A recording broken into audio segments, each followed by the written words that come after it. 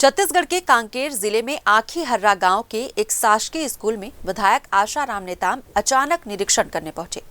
कक्षा में दाखिल होते ही उन्होंने बच्चों से बड़े ही सरल अंदाज में पूछा, क्या मुझे जानते हो?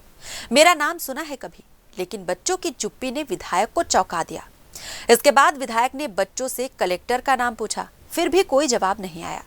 हद तो तब हो गई जब बच्चे अपने स्कूल के प्रिंसिपल का नाम तक नहीं बता पाए।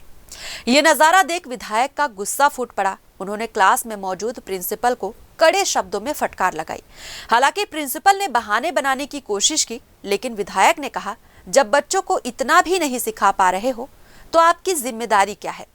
उन्होंने साफ कहा कि शिक्षा की गुणवत्ता में तुरंत सुधार लाया जाए। ये लापरवाही अब नहीं चलेगी। अब सवाल ये है कि क्या स्कूलों में सिर्फ उपस्थिति दर्ज हो रही है? क्या करोड़ों के बजट के बाद भी बच्चों की बुनियादी समझ यूं ही शून्य रहेगी? जब बच्चे शिक्षा ही से ही अनजान हैं, तो इसकी जिम्मेदारी किसकी है?